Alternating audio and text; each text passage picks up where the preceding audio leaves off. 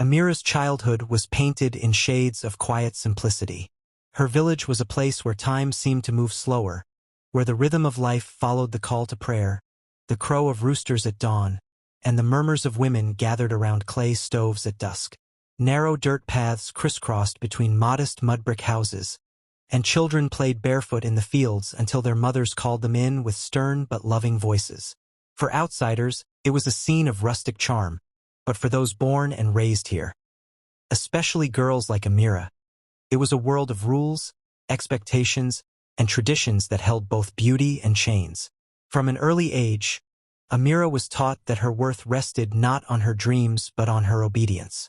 Her mother, a strong yet weary woman, often reminded her, "A girl's honor is her family's honor.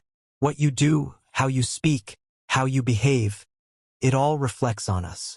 These words were not harshly given, but they were binding, etched into Amira's mind like the carvings on the wooden doors of their home. She learned to lower her eyes in respect, to speak softly, to move gracefully, and above all, to guard her purity. Though her parents loved her, their love was tightly woven with responsibility. For them, raising Amira was not only about nurturing her but also about preserving her for the man who would one day claim her as his bride. The village valued tradition more than individuality. A girl's life was mapped long before she could understand the world around her. Childhood in her father's house, womanhood in her husband's. Choice, for her, was not a luxury but an illusion. And yet, within the confines of this life, Amira's spirit longed for more.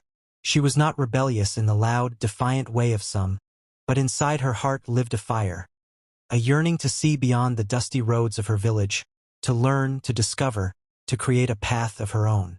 Books, when she could get them, were her secret treasures. Her schoolteacher once lent her a collection of poems, and Amira would stay awake late into the night, whispering the verses under her breath as if afraid the stars themselves would overhear. She dreamed of going to the city, of studying, of perhaps becoming a teacher or a writer who could share her words with the world. But these were silent dreams, locked inside her heart. To voice them aloud would have been considered both foolish and disrespectful. Women were not encouraged to chase ambitions. Their greatest accomplishment was said to be found in running a household and raising children. Still, sometimes when she sat near the window, looking at the horizon painted in shades of orange and gold, Amira wondered what lay beyond those hills. Was the world outside freer? Was it kinder to women like her? At 19, Amira was considered to be at the prime age for marriage. In her village, girls often married earlier, some as young as 16. Their lives suddenly shifted from playful adolescence to the heavy responsibilities of a wife. Amira's parents, however, had waited a little longer, believing that patience would bring a better match. Rumors had already begun swirling among the neighbors. "Why has Amira not married yet?" old women whispered. "Her beauty won't wait forever." Each whisper added weight to her parents' shoulders, as though her unmarried status was a stain upon the family. Amira herself felt the growing pressure, though she never admitted it openly. She noticed how her mother avoided certain conversations at the marketplace, how her father grew more silent when marriage was mentioned. The entire household seemed suspended in an unspoken anticipation, waiting for the day when the inevitable announcement would come. Despite this looming reality, Amira clung to the fragments of her youthful innocence. She enjoyed helping her younger siblings with their lessons, delighting in their laughter when she turned study sessions into little games. She found peace in the simple tasks of village life, kneading dough beside her mother, fetching water from the well, braiding her sister's hair under the shade of the neem tree. Her laughter, when it came, was soft and musical, carrying with it the purity of someone who had not yet been touched by life's harsher truths. But innocence is fragile, and it was only a matter of time before the world's expectations shattered it. The first sign came in hushed conversations she overheard between her parents late at night. One evening, as she passed by the courtyard, she caught her father's low, firm voice. "It is settled. He is a good man from a respected family. This is the right choice for her." Her mother's softer voice followed, tinged with hesitation. "But she does not even know him. Should we not?" The words faded as Amira hurried away, her heart pounding. That night, she lay awake staring at the cracked ceiling of her room, the pieces of her dreams falling apart like dry clay in her hands. From that moment on, every day seemed heavier. The once bright colors of her world grew muted. The books she loved sat unopened, their pages gathering dust. The laughter she shared with her siblings dimmed. Her heart, once so full of wonder, now carried a silent dread. She felt like a bird who had been shown the open sky only to have the cage door slammed shut.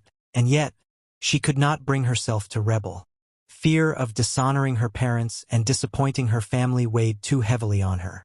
In her culture, a girl who defied her parents risked not only her own reputation but also the standing of her entire household. That burden was too great for Amira to bear. So she smiled when spoken to, carried out her chores, and played the role of the obedient daughter. But inside, she wrestled with despair. The life she dreamed of, the one filled with books, learning, and freedom, was slipping away. In its place loomed an unknown future, dictated not by her heart but by the choices of others. And still a flicker of hope remained. Perhaps, she told herself, fate would intervene. Perhaps the stranger she was destined to marry would never arrive, or perhaps her parents would change their minds. She clung to these fragile possibilities like a drowning person clings to driftwood. But deep down she knew, her life was not her own to direct. The wheels of tradition had been set in motion long before she was born, and she was merely being carried along with them. At 19, Amira stood at the threshold of womanhood, her innocence intact but trembling, her spirit caught between the chains of tradition and the whispers of her heart. Little did she know that her story, what began as a tale of force and sorrow, was only just beginning. The news came like a storm, sudden yet inevitable. It was late afternoon, and the house smelled of fresh bread and simmering lentils. Amira had just finished helping her younger sister with her reading lessons when her father's voice echoed through the courtyard. It was firm, commanding, a tone she knew well, the one that left no room for hesitation. "Amira," he called. "Come. We must speak." Her hands froze over the pages of the book. Her heart, though it had no reason to yet, began to pound. Something in his voice carried a weight that made her uneasy.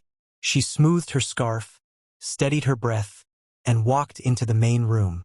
Her father sat at the low wooden table, his back straight, his expression unreadable.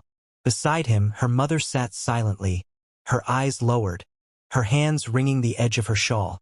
The air in the room was heavy, thick with the kind of silence that precedes the breaking of hearts. "Sit," her father said. Amira obeyed, lowering herself onto the mat. She dared to glance at her mother, hoping for some clue, some reassurance. But her mother did not meet her eyes. That silence frightened Amira more than anything else. Her father cleared his throat, his gaze fixed on her as if he were delivering not just words but destiny itself. "It has been decided," he began. "You are of age now, and it is time for you to marry." The words struck her like a blow. Though she had long feared this moment, hearing it aloud made her chest tighten, her breath falter. Still, she forced herself to remain composed. "Marry?" she repeated softly, as if saying the word might somehow make it less real. "Yes," her father said firmly. "Your husband has been chosen. He is a man of good reputation, from a respected family in the city. He has wealth, stability, and honor. He will provide for you, protect you. This is what is best for you, and for all of us." Amira's lips trembled. 1,000 thoughts raced through her mind.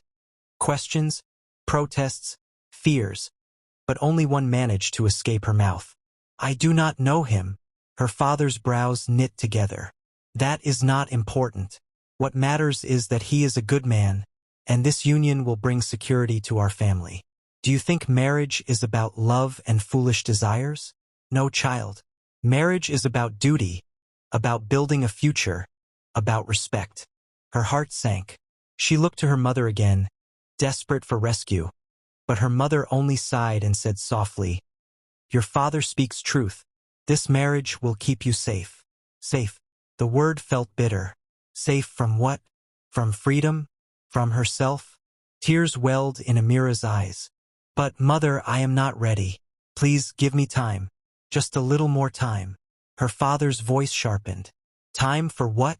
To dream useless dreams? You are 19, Amira.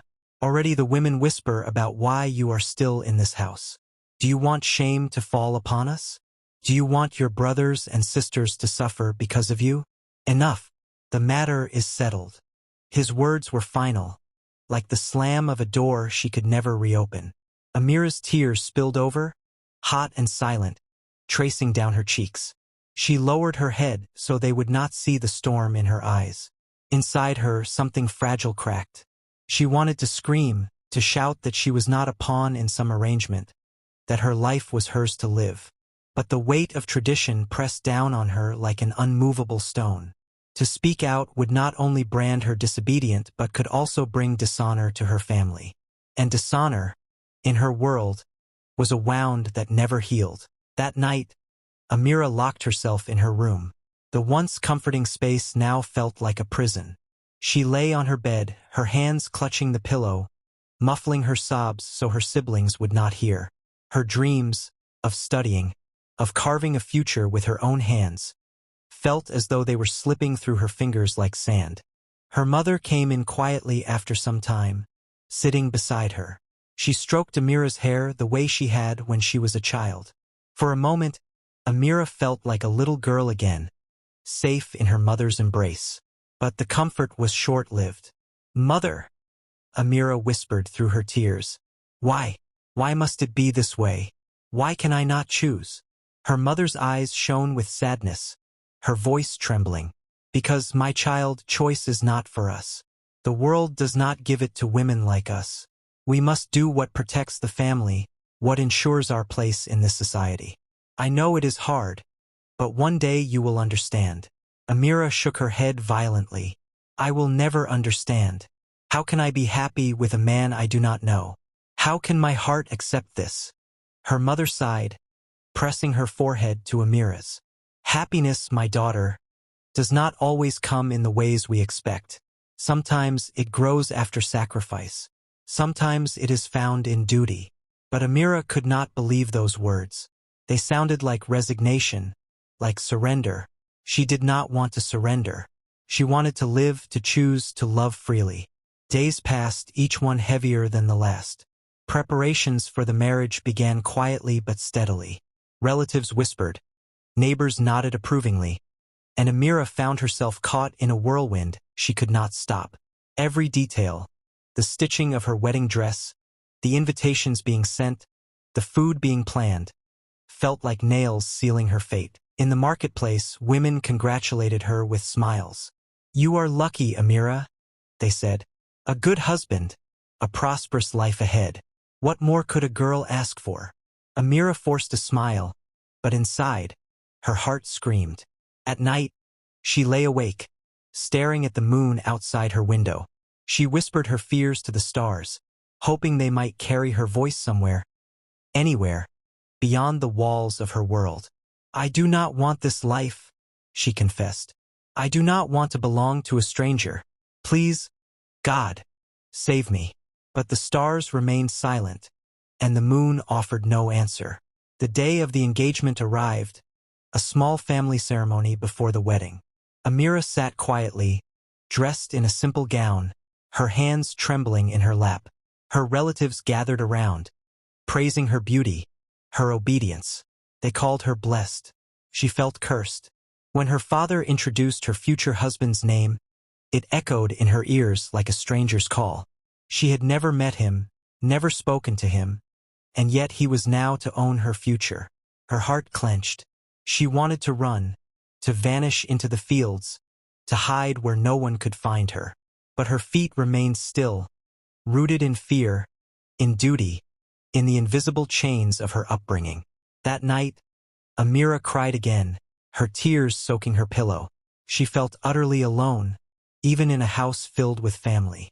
Her voice was silenced, her choice stolen, her destiny rewritten by hands not her own. And yet, deep within her breaking heart, a faint ember of defiance remained. She did not know how, but she promised herself one thing. She would not give her trust easily. If she was to marry a stranger, then he would remain a stranger in her heart. Love, loyalty, and respect, those would not be forced. They would be hers to give, and she would guard them fiercely. Little did she know that this vow, born out of pain and resentment, would shape the course of her marriage in ways she could never imagine. The day Amira had dreaded more than any other arrived with the rising sun. From the moment dawn crept over the horizon, the household stirred with hurried footsteps, whispered instructions, and the rustle of silks being unfolded. To everyone else, it was a day of joy, a celebration of union, family honor, and tradition fulfilled. To Amira, it felt like a day of mourning, the slow burial of her freedom beneath layers of music, laughter, and ceremony. Her mother entered her room early, carrying a bundle of embroidered fabric. "Come, my daughter," she said softly. "It is time to prepare." Amira sat motionless on her bed, staring at the floor. Her body felt heavy, as though weighed down by invisible chains. She wanted to plead one last time, to beg her mother to stop this, but she knew it would be useless. The wheels of the wedding had been turning for weeks. To resist now would not only shame her family but also humiliate them in front of the entire village. And so, swallowing her despair, she rose. The dress was beautiful, an elaborate gown of red and gold, shimmering under the morning light. Women from the neighborhood came to help, chattering with excitement as they adorned her with jewelry. Gold bangles clinking against her wrists, a necklace resting heavy on her chest, a delicate veil pinned into her hair. "Mashallah, she looks like a queen," one of the women whispered. "Her husband will be blessed to have her." Their words cut Amira like knives. Blessed?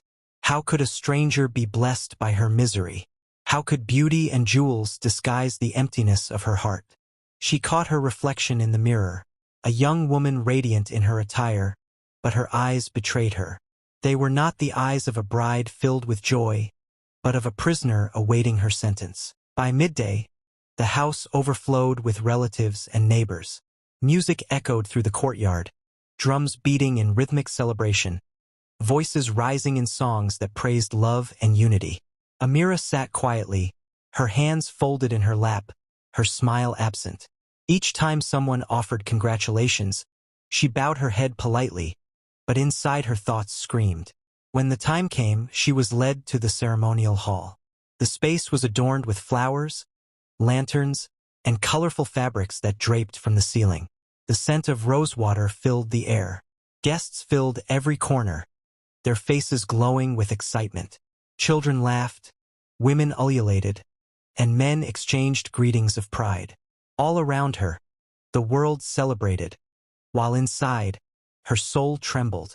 Then she saw him, Karim, her groom.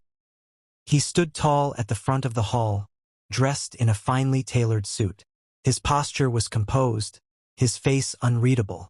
He did not smile, nor did he frown. He watched her approach with calm, steady eyes that revealed nothing. To Amira, his silence felt like another wall, cold, impassable, a reminder that he was a stranger she would be bound to for life. Her steps slowed. Every instinct in her body wanted to turn back, to run, to disappear into the crowd and never return. But the firm grip of her mother's hand on her arm pushed her forward. She walked toward him with trembling hands, her heart pounding so loudly she thought the guests must surely hear it. When she reached the front, Karim extended his hand. For a brief moment, she hesitated. The hall was silent, waiting. Dozens of eyes burned into her, expecting obedience. With a deep breath, she placed her hand in his, though it felt as though she were giving away not just her hand, but her entire future. The ceremony began. The officiant recited verses, the families exchanged blessings, and the guests nodded with approval. When Amira was asked if she accepted Karim as her husband, the pause stretched like eternity. She wanted to shout no. She wanted to refuse, to demand her right to choose. But the memory of her father's stern words, her mother's resigned sighs, and the weight of tradition silenced her voice.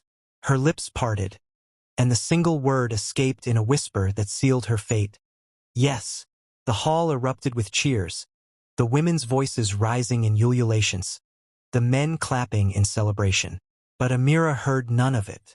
Her ears rang with the echo of her own reluctant yes, a sound that felt like betrayal to her heart. As the evening wore on, the festivities continued.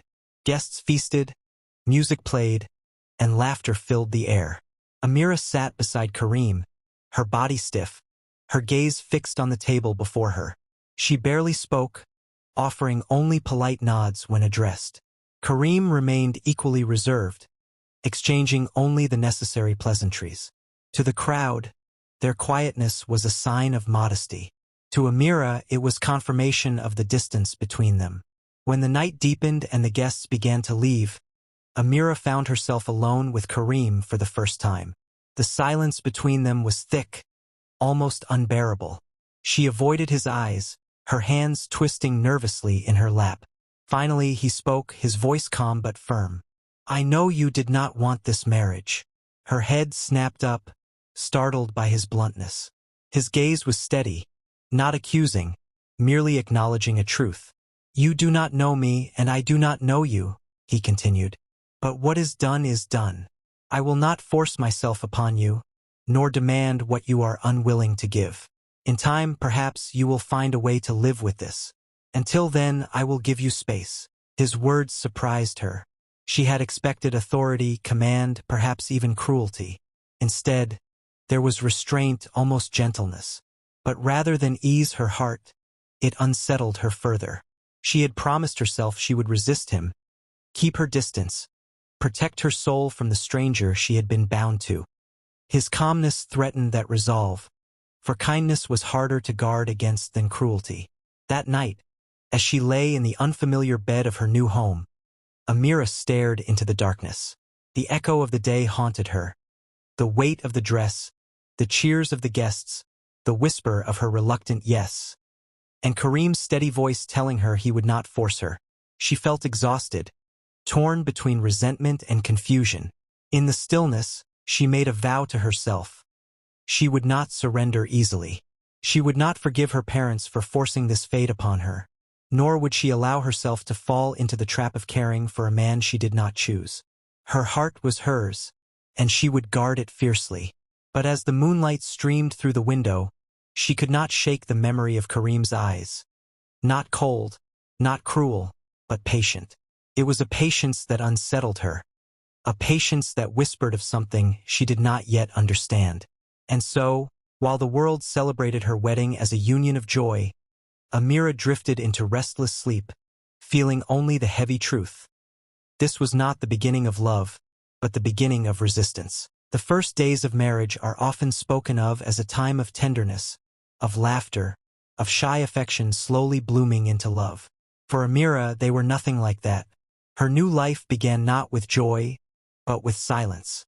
A heavy, suffocating silence that hung in the air between her and Karim like a wall neither dared to cross. On the morning after the wedding, Amira awoke in a strange room. The walls were freshly painted, the furniture polished, the bed wide and neatly arranged. But to her, it felt alien, like a beautifully decorated prison cell. She sat up slowly, disoriented, the memories of the day before rushing back like sharp waves. The vows, the endless celebrations, the unreadable eyes of the man now called her husband. Karim was already awake, sitting by the window. He wore a crisp white shirt, his posture straight, his gaze fixed outside as though the world beyond held more interest than the woman now sharing his home. When Amira stirred, he turned, meeting her eyes for a brief moment before speaking. "Good morning," he said simply, his voice calm, low, almost distant. Amira mumbled a polite response, quickly lowering her gaze. She did not want conversation, did not want to begin this new chapter as though it were normal. Nothing about it felt normal. The hours of that first day passed slowly. Karim went about his routine, meeting with family members who came to offer congratulations, stepping out briefly to attend to some work, speaking with the household staff. Amira, meanwhile, kept to herself. She sat quietly in the room prepared for her, unpacking the few belongings her mother had given her, folding her clothes neatly, arranging small things on the dressing table. The motions were mechanical, done not out of joy but out of necessity. When Karim returned in the evening, the silence resumed. He did not demand her company, nor did he attempt to force cheerfulness. Instead, he simply existed beside her, his presence steady but restrained.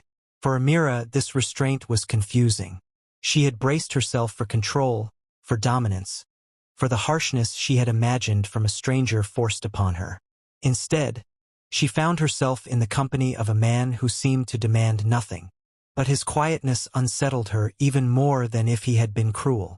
At least cruelty she could resist, fight, justify her hatred for. But patience was dangerous. It seeped into the cracks of her resolve, making her question, hesitate, wonder. And Amira had promised herself she would not let that happen. The days turned into weeks, and the coldness lingered. She avoided eye contact when possible, speaking only when necessary. At meals, she ate in silence, answering Karim's occasional polite questions with short replies. Yes, no, I don't know. The conversations died quickly, leaving the clinking of spoons and the ticking of the clock to fill the room. Karim never pushed. He never raised his voice or demanded more than she was willing to give. Instead, he carried himself with quiet dignity, maintaining a distance that at once comforted and unsettled her. It was as though he, too, lived inside a cage, one built not by rebellion, but by resignation. Amira, however, felt like a storm trapped in glass.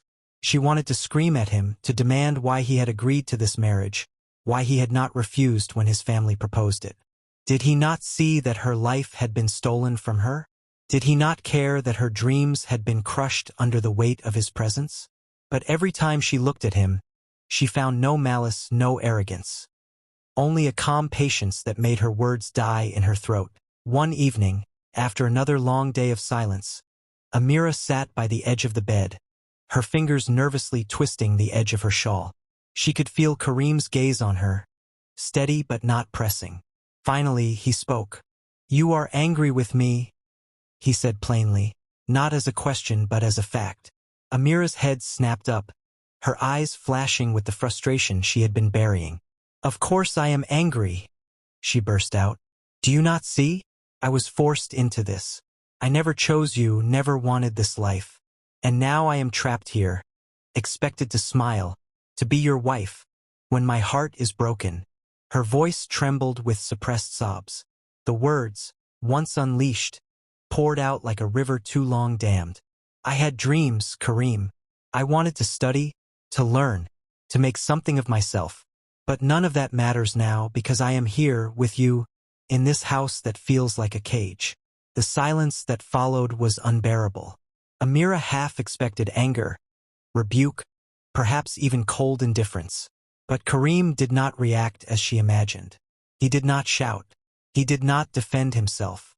He simply sat there, listening, his face unreadable, his eyes steady. When he finally spoke, his words were soft but firm. "I know." Amira blinked, startled. "You know?" "Yes," Karim said. "I know you did not want this, and I know it feels like your life has been stolen from you. But believe me, Amira, this was not my choice either." His confession hung in the air, heavy with meaning. For a moment, Amira felt as though the ground beneath her shifted. She had never considered that he, too, might be a victim of the same chains of tradition. She had painted him as the villain in her story, the thief of her freedom. But now, for the first time, she wondered if he was as trapped as she was. Still, she hardened her heart. "Even if that is true, it changes nothing," she said quietly, her voice laced with bitterness. "We are strangers, Karim, and I do not know if I can ever see you as anything else." He did not argue. He only nodded once, as though accepting her words without complaint. "Then I will wait," he said simply. "I will not ask for more than you are willing to give." That night, as Amira lay awake, his words echoed in her mind. "I will wait." They unsettled her more than anything else he had said. Waiting meant patience, and patience meant time. Time in which her heart might weaken, her walls might crumble. And that terrified her. The following days continued in the same rhythm, yet something subtle had shifted. Amira still resisted, still held herself apart, but the knowledge that Karim, too, had not chosen this fate lingered in her thoughts. She caught herself studying him when he wasn't looking, the way his brow furrowed when he read documents, the way his voice softened when he spoke to the servants, the way he paused before addressing her, as though measuring his words carefully to avoid pressuring her. She told herself she hated the silence, but in truth, she feared the opposite. She feared that, slowly, this silence might break, not with force, but with kindness. And if that happened, she was not sure her heart would remain as guarded as she wished. For now, though, the house remained quiet. Two souls living under the same roof, bound by vows neither had chosen, walking carefully around the walls they had built. To the world outside, they were husband and wife. Inside, they were strangers, strangers bound by fate, strangers waiting for something neither of them could yet name. Weeks slipped into months, and though Amira tried fiercely to keep her distance, something began to shift in the quiet rhythms of her new life. It was not a sudden transformation, not the kind of sweeping change sung about in stories, but a slow, almost imperceptible erosion of the walls she had built around her heart. It began with the small things. One afternoon, Amira skipped her midday meal. The weight of her emotions often smothered her appetite, and she found it easier to retreat to her room, pretending she wasn't hungry. Later that day, when she returned to her chamber, she found a covered tray waiting on the table. A bowl of soup, still warm, with a folded note placed beside it. Her hands trembled slightly as she opened it. The handwriting was neat, firm, yet simple. "You haven't eaten today. Please don't neglect yourself. Karim." Amira stared at the words for a long time. He hadn't come himself. He hadn't demanded she eat in his presence. He hadn't even spoken the words aloud. Instead, he had quietly ensured she was cared for, leaving her the freedom to accept or ignore the gesture. She wanted to dismiss it, to tell herself it was nothing more than courtesy. But when she lifted the bowl to her lips, a warmth spread through her chest that was not from the soup alone. Another time, she overheard a conversation that shook her perception of him. Her younger brother, Yassine, had visited their home, and Amira noticed the way his face lit up with relief when he greeted her. But there was something else in his expression, a mix of gratitude and guilt. Later, as Yassine sat with her in the garden, he confessed quietly, "Karim helped me pay my school fees. If it weren't for him, I would have had to leave my studies." Amira froze, her heart pounding. Karim had said nothing to her about this. No boasting, no seeking praise. He had simply done it in silence, easing a burden he didn't need to bear. That night, when she glanced at him across the dinner table, she saw not the stranger she had vowed to resist, but a man whose quiet actions spoke louder than words, and that unsettled her more deeply than anything else.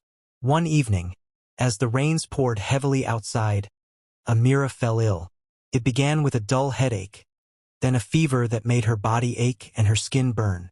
She tried to hide it, burying herself under blankets, insisting to the maid that she was fine. But Karim noticed. She awoke sometime during the night to find him sitting at her bedside, a damp cloth in his hand. His eyes were shadowed with worry, his usual calmness edged with something more urgent. "You should have told me," he murmured, gently pressing the cloth to her forehead. Amira tried to protest, her voice weak. "It is nothing. I will be fine." But Karim shook his head, a rare firmness entering his tone. "No. Your health is not nothing." For hours he stayed by her side. He brought medicine, coaxed her to drink water, and whispered reassurances whenever her fever made her restless. Each time she drifted in and out of sleep, she found him there, patient, steadfast, unyielding in his care to by morning. When her fever finally broke, she woke to see him slumped in a chair beside her bed, exhausted but still watching over her. The sight pierced something deep inside her. She had expected indifference, perhaps even irritation, but not this, never this. And for the first time since her marriage began, Amira felt a pang of guilt for the way she had shut him out. Still, she clung to her vow of resistance. Each time her heart threatened to soften, she reminded herself. He is still a stranger. He is not the life you chose. Do not forget. Yet, the reminders grew weaker, less convincing, as the days passed. She began to notice things she had once ignored. The way Karim always paused to hold the door open for her, without expectation of thanks. The way he lowered his voice when speaking to her, as though careful not to overwhelm her with his presence. The way he never entered her room without knocking, giving her a freedom of space she hadn't expected in marriage. One afternoon, she walked into the study and found him reading. The sunlight streamed across his face, highlighting the faint lines of thought etched into his brow. He looked up, startled by her presence, then quickly set the book aside. "You don't have to leave," he said gently, noticing the hesitation in her stance. Amira lingered at the doorway, torn between retreat and curiosity. Finally, she stepped inside. "What were you reading?" she asked, her voice soft, almost reluctant. His lips curved in the faintest hint of a smile. "Poetry," he said. "It helps me think." Her breath caught. She had not expected that answer. Poetry was her secret world, the place she turned when reality felt too heavy. For a moment, she wondered if fate was mocking her, weaving small threads of connection where she had sworn there would be none. Slowly, cautiously, she sat in the chair opposite him. For the first time, their silence did not feel like a wall but like a bridge waiting to be crossed. That night, as she lay awake, Amira admitted to herself what she had been denying. Karim was not the monster she had imagined. He was not cruel, not controlling, not indifferent. He was patient. He was kind. And kindness, she realized, was more dangerous than any form of cruelty. Because kindness had the power to disarm her, to lower her guard, to make her heart betray the vows she had made to herself. Still, she clung to resistance. She told herself these cracks in her walls were temporary, that she could patch them up with enough willpower. Yet deep down, she knew the truth. Walls, once cracked, rarely held forever. And as she drifted to sleep, her last thought was not of the life she had lost, but of the man whose quiet patience was slowly, inexorably, beginning to change her world. The cracks in Amira's walls widened with each passing day. She had come to see Karim not as the imposing stranger forced upon her, but as a man of quiet dignity. Still, she remained cautious, reluctant to lower her guard completely. It was during one late evening, when the world outside was bathed in silver moonlight, that the truth began to unfold. Amira had gone to the library in search of escape through books, her one constant companion. She expected silence, but instead found Karim seated by the fireplace, his posture slightly hunched, his eyes fixed on the flames. There was a heaviness about him that she had not seen before, as though the fire's glow was illuminating not just the room but the shadows of his soul. For a moment, she considered leaving, but something in the slump of his shoulders, in the quiet weight of his stillness, made her pause. She took a tentative step inside. "Karim?" she asked softly. He looked up, startled, as though pulled from a distant thought. His eyes, usually calm and steady, carried a flicker of vulnerability she hadn't seen before. "Amira," he murmured, his voice low. "I didn't realize you were here." She hesitated, then crossed the room, seating herself across from him. Silence stretched between them, thick but not uncomfortable. Finally, she asked, "What troubles you?" For a long while, Karim did not answer. His gaze drifted back to the fire, his fingers tightening against the arm of the chair. When he finally spoke, his words were slow, deliberate, as though each one was weighed before release. "There are things about me you do not know," he began. "Things I have not spoken of, not because I wish to deceive you, but because some memories are not easily shared." Amira leaned forward, her curiosity piqued. She had always wondered about him. Who was this man who carried himself with such patience, who bore her resistance without complaint? What kind of past shaped him into someone so steadfast? Karim exhaled deeply, his eyes distant. "I was not always the man you see today. My childhood was difficult. My father was a stern man, one who believed emotions were a weakness. My mother. He paused, his throat tightening. My mother was gentle, but she passed when I was still young. After that, our house grew cold, though the walls were sturdy and the tables were always full. There was wealth, yes, but no warmth. Amira's chest ached at the quiet sorrow in his tone. He continued, his voice steadying as he sank deeper into memory. I learned early to survive through silence. I watched, I endured, and I promised myself that one day, if I ever had a family, I would never allow them to feel the emptiness I once felt. Amira's breath caught. His words rang with a sincerity that stirred something inside her.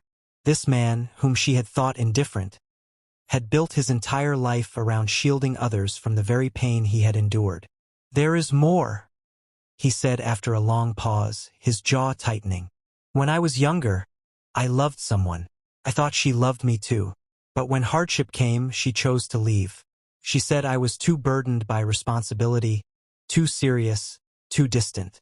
Her words cut deeply, and I carried them with me for years. Since then, I have guarded my heart, believing perhaps it was better to remain steady and expect nothing, than to hope and lose everything again. The firelight flickered across his face, casting shadows that mirrored the grief etched in his words. Amira felt a lump in her throat. She had always assumed his patience was born of indifference. But now she saw the truth.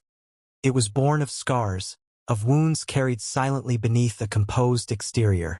His restraint was not coldness but fear, fear of failing someone again, fear of repeating the loneliness of his childhood or the betrayal of his past. Kareem's eyes lifted to hers, searching, hesitant. I did not want to marry you against your will. Believe me, Amira, I fought against the arrangement. But your father, he insisted. He believed this union would secure both our families. I feared that if I refused, it would cause greater harm to you than to me. I thought, foolishly perhaps, that in time, I could make this life bearable for you, even if not welcome. Amira's heart pounded in her chest. For months, she had seen herself as the only victim in this unwanted marriage, the one stripped of choice. But now, she realized he too had been bound by duty, thrust into a bond neither of them had chosen freely. Her lips parted, but no words came. She wanted to speak, to tell him she understood, but her voice faltered under the weight of revelation. Kareem gave a faint, weary smile. I know you do not love me, Amira. I do not ask you to. I only ask that you see me as I truly am, not as the stranger forced upon you, but as a man trying, in his flawed way, to honor a bond neither of us chose. His words settled in the silence of the room, heavy yet tender. For the first time, Amira saw the cracks not just in her own walls but in his. He had built his life upon strength and control, but beneath it all lay a man who longed, desperately, for connection and trust. Without realizing it, she reached out, her fingers brushing lightly against his hand. It was the first time she had initiated touch since their marriage. Kareem stiffened slightly at the unexpected contact, then slowly relaxed, his gaze softening as their eyes met. I see you, Amira whispered, her voice trembling but certain. I see you now. For Kareem, those words were more precious than any vow spoken at their wedding. For Amira, speaking them was the first step toward dismantling the barriers she had clung to. That night, when she lay awake in her chamber, her thoughts were not of resentment but of revelation. The stranger she had resisted for so long was no longer faceless. He was a man forged by pain, tempered by patience, and softened by a heart still willing to hope, despite everything. And for the first time since her marriage began, Amira felt a fragile thread of empathy binding her to him. A thread that, though delicate, held the promise of something stronger. The night of Kareem's confession changed something within Amira. She had expected to hear indifference, or perhaps excuses for the marriage forced upon them. Instead, she had witnessed vulnerability, a rare, unguarded truth that stirred her heart in ways she could not explain. The next morning, she awoke with a strange sense of softness lingering in her chest. For weeks, she had avoided him, treating him as a stranger intruding upon her life. But now, when she thought of him, She no longer saw the stern face of a man bound by duty. She saw the boy who had grown up in a cold house, the young man who had tasted betrayal, and the husband who bore scars he never wished upon anyone else. Amira found herself observing him in small, unspoken ways. She noticed the quiet discipline with which he carried out his routines, the way he treated the servants with courtesy rather than command, and the rare but sincere smile that touched his lips when he caught sight of children playing in the courtyard. There was gentleness in him, hidden beneath layers of restraint, and the more she saw, the more she realized he was not the enemy she had painted in her mind. It began with small gestures. One morning, as Karim prepared to leave for his business affairs, Amira noticed he had skipped breakfast once again. In the past, she would not have cared. But now, something compelled her to speak. "You cannot keep neglecting your meals," she said, her tone more concerned than accusatory. Karim looked at her, surprise flickering in his eyes. "I've grown used to it," he replied softly. "Then unlearn it," she countered, sliding a plate toward him. "No man can carry the weight you do on an empty stomach." For a brief moment, he simply stared at her, as though unsure whether this was real. Then, with a faint smile, he obeyed. The meal they shared was simple, but for Amira, it felt like the first act of true companionship. Over the weeks that followed, the distance between them began to shrink. Their conversations, once limited to pleasantries and necessities, grew longer. Karim spoke of his work, of the challenges of leading men and making decisions that affected many. Amira shared fragments of her own heart, her love of literature, her fear of being forgotten in a marriage that had stripped her of choice, her longing for a sense of belonging. Karim listened, always with patience, never interrupting. His silence was no longer intimidating. It was attentive, as though he wanted to understand every word she spoke. Their walks in the garden became a quiet ritual. At first, they walked side by side, barely speaking. But slowly, laughter began to seep into those moments. Soft, hesitant, but real. When Amira teased him about his overly serious expressions, he chuckled, the sound so rare that it filled her with unexpected warmth. The servants noticed the change, whispering among themselves about how the master and mistress now shared glances that lingered longer than before. But neither Amira nor Karim paid them any mind. What grew between them was fragile, like the first bloom of spring after a harsh winter, and they both instinctively nurtured it without rushing. One evening, as rain pattered against the windows, Karim entered the sitting room to find Amira struggling with a broken oil lamp. The glass had cracked, and oil spilled across the table. She looked flustered, her delicate hands trembling as she tried to contain the mess. Without hesitation, Karim removed his cloak and draped it over the spill to stop it from spreading. Then he carefully guided her hands away, his touch firm but gentle. "You'll cut yourself," he murmured. Her heart skipped at the closeness between them, at the warmth of his hand enveloping hers. For a moment, their eyes met, and Amira saw not just a protector but a partner, someone who instinctively shielded her from harm, even in the smallest of matters. "Thank you," she whispered, her voice softer than the rain outside. He smiled faintly, shaking his head. "You need not thank me for something I would always do." That night, as she lay awake, Amira realized that her resentment had shifted into something else, something gentler, more dangerous.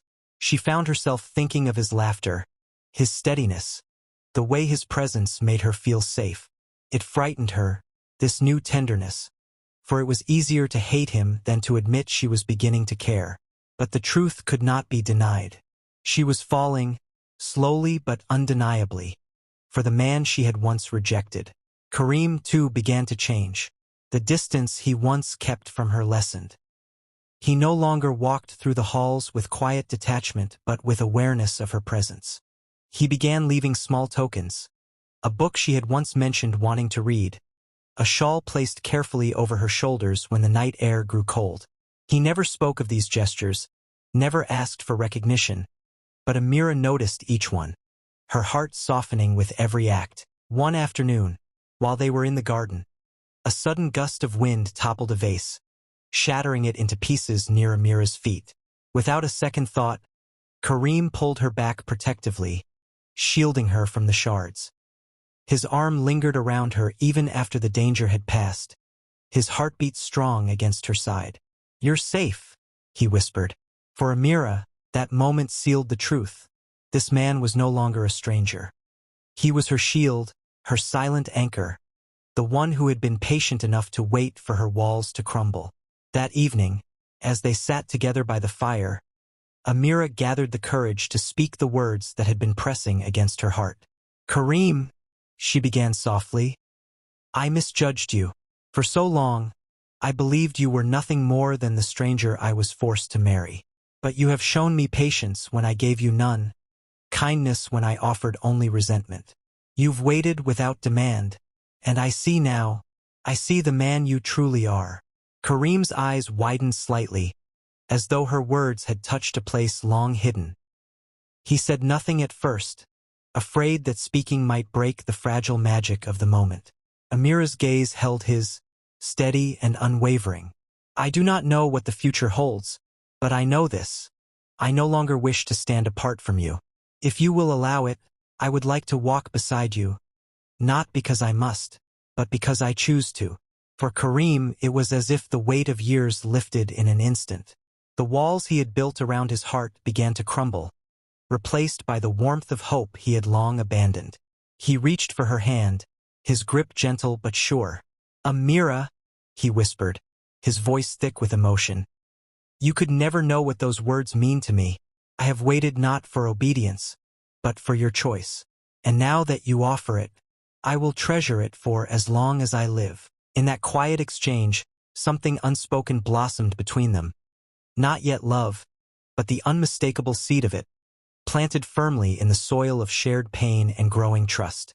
And as the fire crackled beside them, Amira realized that the stranger she once despised had become the one person she wished never to lose. The months that followed were unlike anything Amira could have imagined on the day she was forced into marriage. Where once she had walked through the corridors of Kareem's house like a prisoner, now she moved as though the place had always been her home. The walls that once felt cold now held memories, quiet laughter shared over tea, soft words exchanged by candlelight, and the subtle but profound presence of a man who had once been a stranger but had become her confidant, her protector, her partner. Amira had never expected to feel at peace. She had thought her life would be a chain of obedience, her spirit silenced by the weight of duty. Yet instead, she found herself blossoming in ways she had never thought possible. And Kareem, stoic, disciplined Kareem, was the soil and the sun that nurtured that growth. Their affection, once fragile, deepened steadily. It was not a fiery, reckless passion but a steady flame that warmed everything it touched. Amira began to notice how instinctively her heart sought him in a room, how her laughter was always freer when he was near, how even silence with him carried comfort. Kareem, too, had changed. The man who once lived bound by duty had learned to soften. He no longer carried the air of solitude. His every decision, every plan, was now shared with her. He sought her counsel on matters of the estate, respected her opinions, and made her feel like an equal in a world where women were rarely allowed such voice. But more than that, he gave her space to grow. He never demanded her affection. He allowed it to bloom naturally, at its own pace, like a flower that cannot be rushed. And when it finally came, when Amira reached for his hand without hesitation, when she leaned into him not out of fear but trust, Kareem knew that his long wait had been worth it. One evening, as the sun dipped low and painted the sky in hues of gold, Amira stood at the balcony overlooking the garden. Kareem joined her quietly, his presence as steady as ever. For a long while, they said nothing, simply watching the world bathe in twilight. At last, Amira spoke, her voice trembling with emotion. "Kareem," she said softly, "do you remember the day this marriage began?" His gaze lingered on her, dark and thoughtful. "I remember every detail," he admitted. "I remember the anger in your eyes, the way you looked at me as though I had stolen your life." Amira turned to him then, tears glistening in her eyes. "I hated you," she confessed. "I hated the circumstances, the chains I believed you had placed on me. I thought you were the enemy of my freedom. And now? He asked, though his voice carried no demand, only a quiet hope. Now? She paused, searching for the right words. Now I see that you gave me more freedom than I could have imagined. You gave me patience when I was bitter, kindness when I was cold. You let me find myself, and in doing so, I found you. Kareem's hand tightened gently around hers. He said nothing, for words often failed in moments when the heart was full. But the look in his eyes told her everything. Told her that he, too, had never expected this journey to lead to love. Yet here they were. Days turned into weeks, and the bond between them only grew stronger. The household noticed it in the way Kareem's stern expressions softened when Amira entered the room, and in the way Amira glowed with a peace she had never shown before. What began as a forced union had transformed into something pure, something unshakable. But Amira's true moment of gratitude came unexpectedly. One night she fell ill, nothing too severe, but enough to leave her weak and bedridden. She expected to suffer alone, perhaps tended by the maids, as was the way in many households. Instead, Kareem remained at her side. He refused to leave her chamber, insisting on preparing her medicine, cooling her fevered brow, and reading softly to her when the nights grew long. She watched him then, through heavy eyes, and realized the depth of his devotion. This man, who had every reason to keep his distance, who could have chosen indifference, had instead chosen care. Not because duty required it, but because his heart demanded it. When her strength returned, Amira wept, not from weakness, but from gratitude. You could have let me suffer in silence, she whispered one morning as he sat beside her. But you stayed. I would never leave you, Kareem replied simply, as though the thought of doing so had never once crossed his mind. In that moment, Amira understood fully. She had been given a blessing disguised as misfortune. A marriage she had once cursed had become the very source of her happiness. Her gratitude was not only for Kareem's patience and love, it was for the transformation within herself. She had entered this union as a frightened girl, bitter and unwilling. She now stood as a woman, stronger, softer, and braver, because she had allowed herself to grow through the very trials she once despised. When she prayed at night, she no longer begged for freedom. She gave thanks for the stranger who had become her companion, for the cold walls that had become her home, for the life she had once rejected but now embraced with all her heart. And Kareem, too, gave thanks in his own quiet way. For the first time in his life he felt whole. The loneliness that had haunted him since boyhood was gone, replaced by the steady presence of the woman who had once despised him but now chose him freely. One evening, as they walked once more through the blooming garden, Amira stopped to take his hand. I used to believe I was cursed, she said softly. But now I see that what felt like punishment was in truth the greatest gift. I was forced into this marriage, Kareem, but today I thank God for it. Because it brought me you. Kareem turned to her, his heart swelling with emotions he could scarcely contain. He raised her hand to his lips, pressing a gentle kiss upon it. And he whispered, thank God every day that you were brave enough to give me a chance. You were never my prisoner, Amira. You are my heart, my home, my everything. Tears welled in her eyes, but this time they were tears of joy. For the first time since her journey had begun, she felt no trace of fear, no shadow of resentment. Only a deep, abiding gratitude for the path that had led her here. And so, the story that began with resistance and sorrow ended with love and peace. The virgin who had been forced to marry a stranger had found not only her freedom, but her destiny. She was no longer afraid. She was no longer bitter.